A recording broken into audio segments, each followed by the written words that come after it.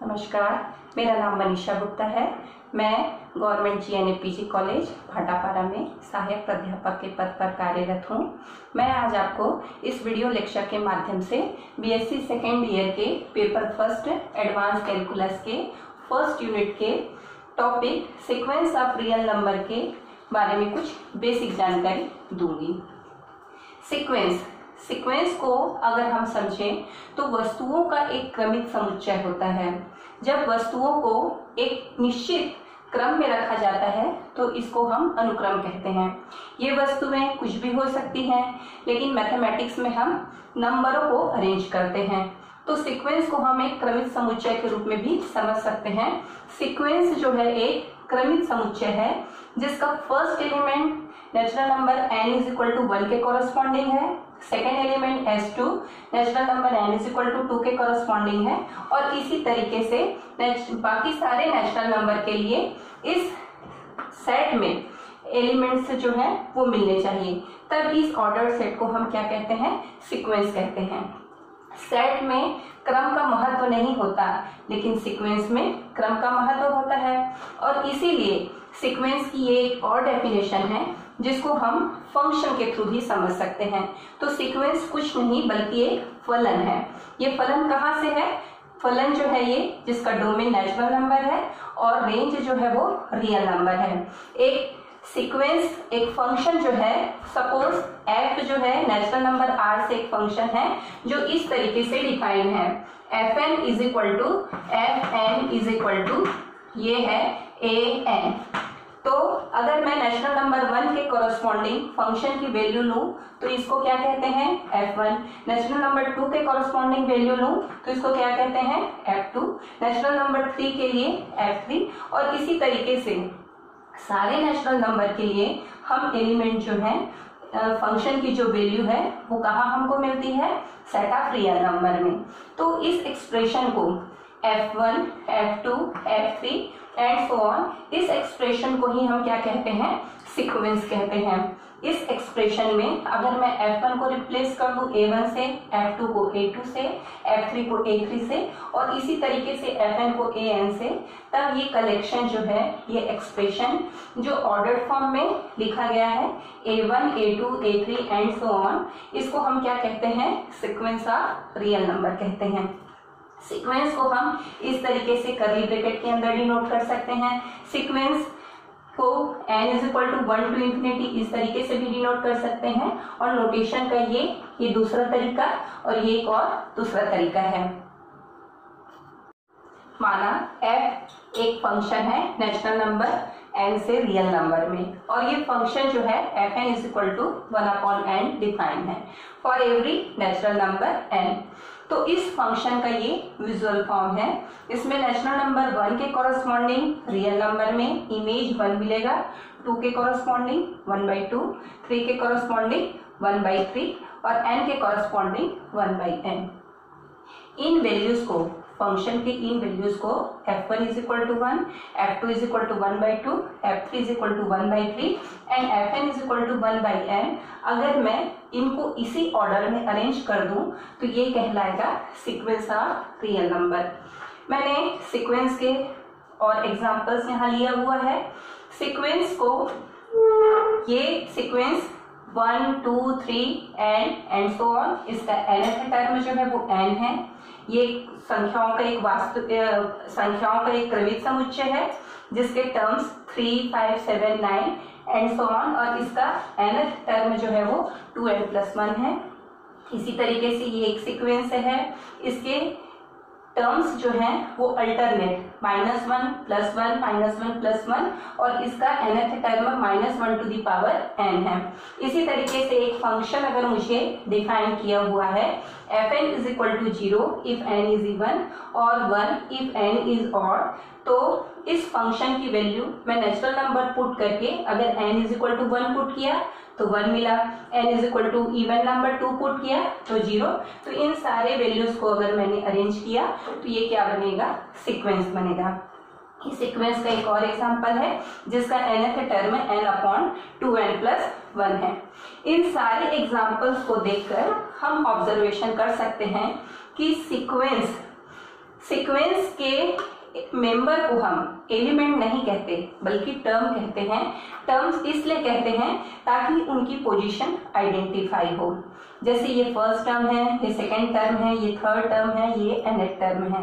इसी तरीके से हम ये भी देख सकते हैं कि सीक्वेंस के टर्म जो है वो डिस्टिंक्ट हो सकते हैं, या इस एग्जाम्पल 3 में और एग्जाम्पल 4 में हमने देखा कि सीक्वेंस के टर्म जो है वो रिपीटेड हैं। सीक्वेंस जो है, सीक्वेंस का अगर हमको nth टर्म या जनरल टर्म अगर पता है तो मैं उस सीक्वेंस को लिख सकती हूँ, और अगर सीक्वेंस अगर मुझे दिया है तो मैं उसका जनरल टर्म भी लिख सकती हूँ। सीक्वेंस में ये खास बात है कि फंक्शन की जैसे फर्स्ट प्लेस पे वैल्यू है, ये थर्ड प्लेस पे वैल्यू है, ये फिफ्थ प्लेस पे वैल्यू है, ये वैल्यूज जो है वो डिफरेंट टर्म को शो करते हैं। हालांकि वो सारे वैल्यूज जो हैं सेम हैं, लेकिन ये डिफरेंट टर्म पे डिफरेंट प्लेस पे ये इनकी पोजीशन है। अब हम देखते हैं कि सीक्वेंस का रेंज क्या होता है। सीक्वेंस का रेंज जो है उसको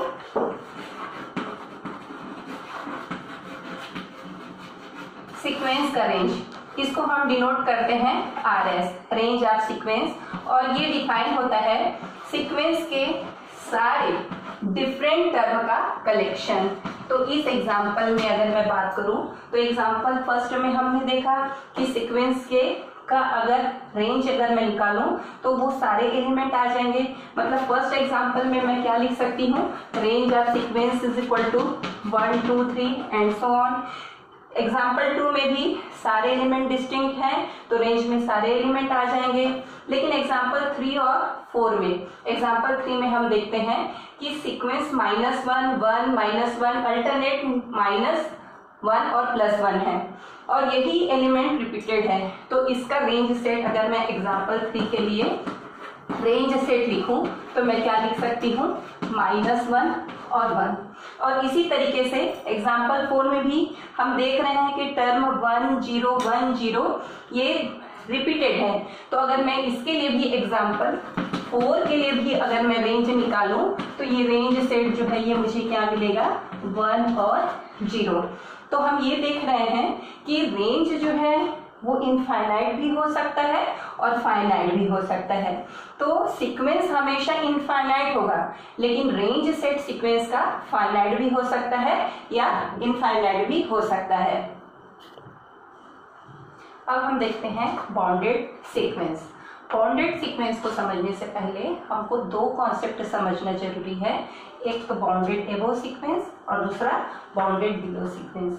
बाउंडेड एबोव सीक्वेंस ये कहता है कि अगर कोई सीक्वेंस an अगर है सीक्वेंस ऑफ रियल नंबर, तो हम एक रियल नंबर m इस तरीके से चूज करेंगे, एक रियल नंबर हमको m ऐसा मिलेगा जिसके लिए सीक्वेंस के सारे टर्म इस m से लेस देन और इक्वल टू की कंडीशन को सेटिस्फाई करें। ये एक सीक्वेंस है जिसके टर्म 1 1/2 1/3 एंड सो ऑन, और इस सीक्वेंस को देखने से ये क्लियर हो रहा है कि सारे टर्म या तो ये फर्स्ट टर्म 1 के इक्वल है और सारे टर्म जो हैं इस 1 से छोटे हैं। तो इस सीक्वेंस का अब इसी m को, इस रियल नंबर m को हम कहते हैं अपर बाउंड। तो इस सीक्वेंस का अपर बाउंड क्या हुआ, 1। एक और एग्जांपल मैंने लिया है यहाँ -1 -4 -9, इसका nth टर्म -n² है। इस सीक्वेंस में अगर हम देखें तो सीक्वेंस के सारे टर्म -1 से लेस देन और इक्वल टू की कंडीशन को सेटिस्फाई करते हैं। मतलब -1 इस सीक्वेंस का अपर बाउंड है।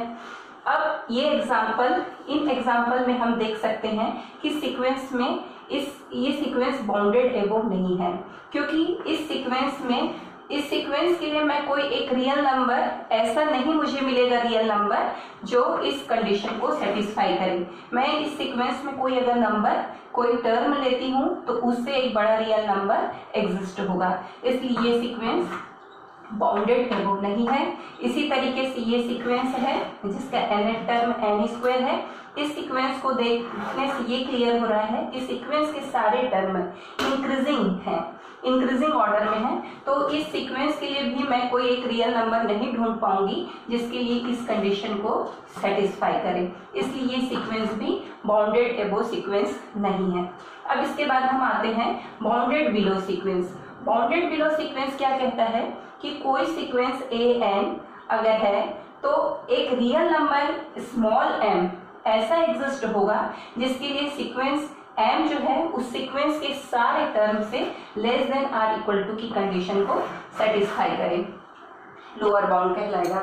इस सीक्वेंस में भी 1/3, 2/5, 3/7 और इसका nth टर्म n/2n+1 है। इस सीक्वेंस में भी 1/3 जो है एक ऐसा रियल नंबर है जिससे सीक्वेंस के सारे term less than or equal to की कंडीशन को सेटिस्फाई करते हैं। That is 1/3 is a lower bound of this sequence. इस एग्जाम्पल में -1, -2, -n इस सीक्वेंस के लिए मैं कोई एक ऐसा रियल नंबर स्मॉल m नहीं ढूंढ पाऊंगी जिसके लिए इस कंडीशन को ये सीक्वेंस सेटिस्फाई करे। अगर मैं इसमें कोई एक रियल नंबर ढूंढती हूँ, कोई रियल नंबर सेलेक्ट करती हूँ, तो उससे भी एक छोटा रियल नंबर एग्जिस्ट होगा, इसलिए ये सीक्वेंस जो है बाउंडेड बिलो नहीं है, इसको बाउंडेड बिलो सीक्वेंस नहीं है। ये भी सीक्वेंस जो है बाउंडेड बिलो सीक्वेंस नहीं है। अब बाउंडेड सीक्वेंस की डेफिनेशन देखते हैं। बाउंडेड सीक्वेंस वह सीक्वेंस होता है जो बाउंडेड अबोव भी हो और बाउंडेड बिलो भी हो। तो मैं एक एग्जांपल आपको दिखाती हूँ। कोई सीक्वेंस जो है बाउंडेड अबोव और बाउंडेड बिलो दोनों हो तभी हम उस सीक्वेंस को बाउंडेड सीक्वेंस कहेंगे, अदरवाइज इसको अनबाउंडेड सीक्वेंस कहेंगे। तो बाउंडेड सीक्वेंस की डेफिनेशन से अगर मैं एक स्मॉल m और एक कैपिटल M दो रियल नंबर अगर एग्जिस्ट हैं, ऐसे हैं कि इस सीक्वेंस के लिए n is less than or equal to an is less than or equal to capital M for all n belong capital N, तब हम सीक्वेंस an को क्या कहते हैं? बाउंडेड सीक्वेंस कहते हैं। सपोज ये सीक्वेंस 1, 1/2, 1/3, 1/n है। इस सीक्वेंस के लिए एक नंबर ऐसा है 1 जो इस सीक्वेंस का अपर बाउंड है और 0 जो है वो ऐसा है जो इसका लोअर बाउंड है। तो सीक्वेंस जो है इस कंडीशन को सेटिस्फाई करता है, इसलिए ये सीक्वेंस क्या है? बाउंडेड सीक्वेंस है।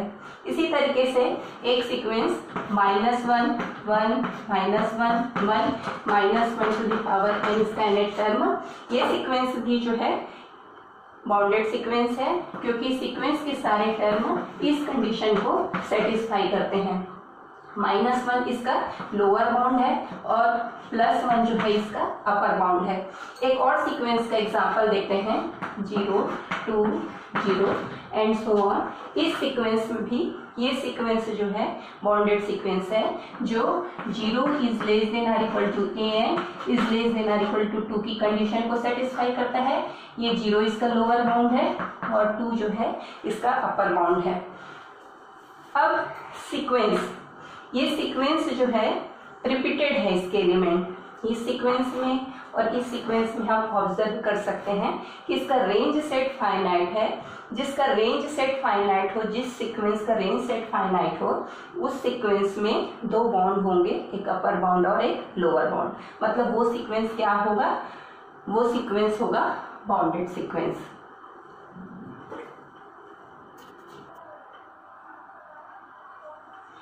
अब हम देखते हैं monotonic sequence. Monotonic sequence monotonic increasing और मोनोटॉनिक डिक्रीजिंग सीक्वेंस होता है। तो कोई sequence an monotonic increasing sequence कहलाएगा यदि इसके n+1 टर्म जो है उसके nth टर्म से greater than or equal to हो। मतलब सीक्वेंस के टर्म जो हैं वो बढ़ते ही रहें या वो कभी घटे ना, तब उसको हम कहते हैं मोनोटॉनिक इंक्रीजिंग। मतलब सेकंड टर्म इस फर्स्ट टर्म से बड़ा होगा, थर्ड टर्म सेकंड टर्म से बड़ा होगा और इसी तरीके से n प्लस वन टर्म जो है वो n टर्म से greater than or equal to होगा। जैसे एक एग्जांपल है 3, 5, 7 एंड सो ऑन, ये सारे टर्म सक्सीडिंग टर्म जो है अपने प्रीसीडिंग टर्म से बढ़ते हुए ऑर्डर में है। इसी तरीके से 2.1, 2.11 ये भी एक सीक्वेंस है, मोनोटोनिक इंक्रीजिंग है। स्ट्रिक्टली मोनोटोनिक इंक्रीजिंग सीक्वेंस वो सीक्वेंस जो an plus 1 is greater than an, इस इनइक्वलिटी को सेटिस्फाई करता है। मतलब स्ट्रिक्टली ये मोनोटोनिक स्ट्रिक्टली इंक्रीजिंग सीक्वेंस का एक एग्जांपल है। मोनोटोनिक डिक्रीजिंग सीक्वेंस ऐसा सीक्वेंस जिसके टर्म हैं घटते हुए हों या कभी बढ़ते हुए ना हो। जैसे सेकेंड टर्म फर्स्ट टर्म से less than or equal to हो, थर्ड टर्म जो है उसके सेकेंड टर्म से less than or equal to हो, तो इसको हम क्या कहते हैं? मोनोटोनिक डिक्रीजिंग सीक्वेंस कहते हैं। जैसे एक एग्जांपल है सीक्वेंस का, ये -1, -2, -3 नंबर लाइन में अगर हम इसको देखें तो ये 0 है, ये -1 है, ये -2 है, ये -3 है। ये सीक्वेंस जो है वो डिक्रीजिंग ऑर्डर में है। मोनोटोनिक स्ट्रिक्टली डिक्रीजिंग भी होता है अगर सीक्वेंस जो है ये उसका nth टर्म जो है n plus 1th term nth term से less than, strictly less than हो और every n belong capital N, तब हम सीक्वेंस को स्ट्रिक्टली मोनोटोनिक डिक्रीजिंग सीक्वेंस कहते हैं। अब हम एक एग्जांपल देखते हैं मोनोटोनिक इंक्रीजिंग के लिए। मोनोटोनिक इंक्रीजिंग के लिए हम सीक्वेंस के टर्म को या तो लिख लें और उसमें कंपेयर करें, या हम n प्लस 1th टर्म और nth टर्म इनका डिफरेंस जो है वो उसको हम चेक कर लें। तो सपोज मैं क्वेश्चन लिखती हूँ, show that sequence 2n-7 upon 3n plus 2 is monotonic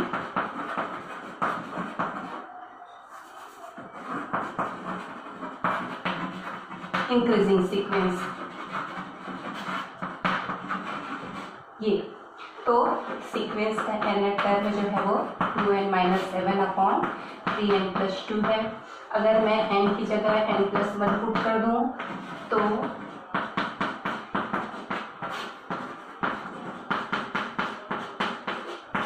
यहाँ मैंने n की जगह n प्लस 1 पुट किया है, 2n प्लस 1 -7। अब इसको सिंप्लीफाई करते हैं, n plus 1 is equal to 2n plus 2 -7 upon 3n plus 3 plus 2, 2n 2 -7 -5 3n plus 5।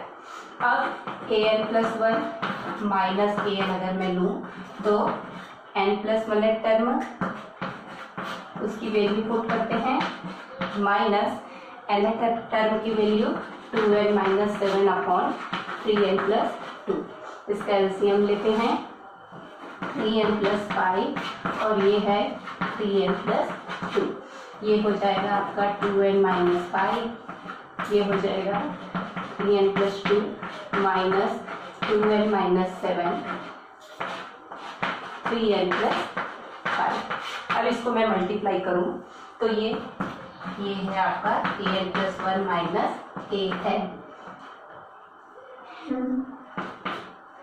6n square 2n 6n square plus 4n minus 15n minus 10।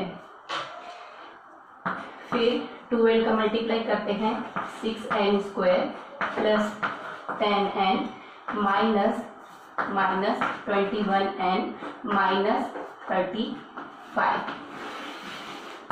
अब ये ब्रैकेट ओपन होगा तो ये मैं उसको ऊपर लिखती हूँ,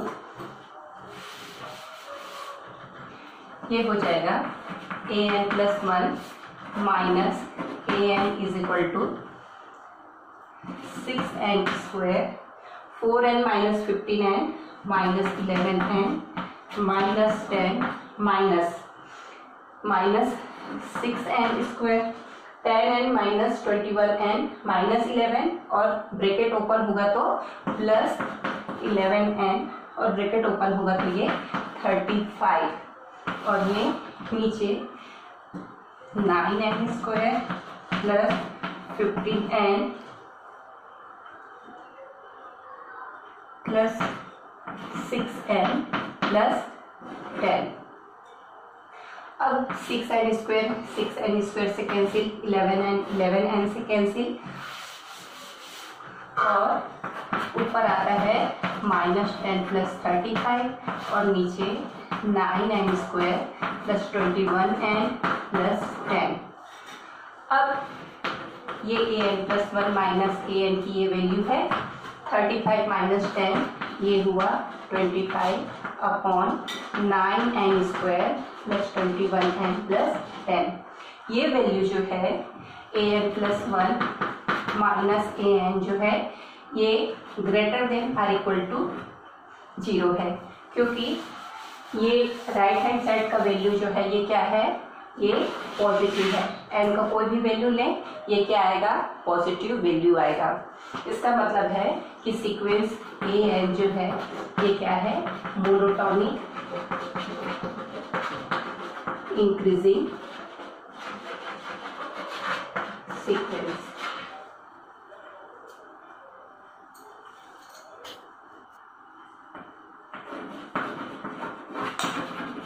Show that sequence an is equal to n plus 1 upon n square is monotonic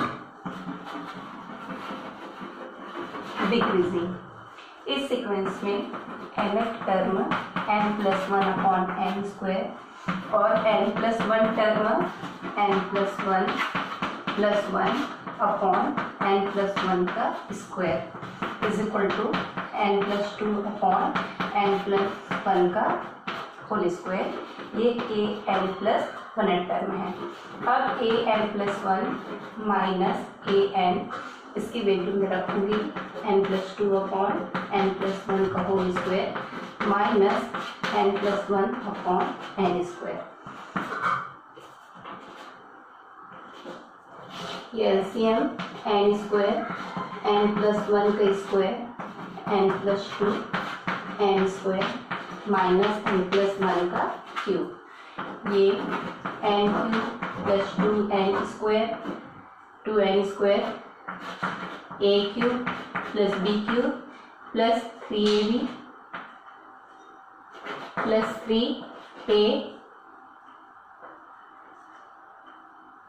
3a square b 3ab square.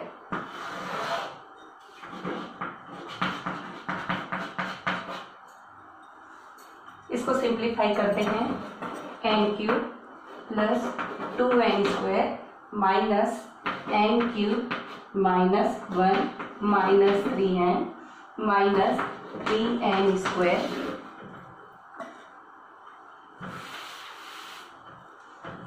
n square n plus 1 square.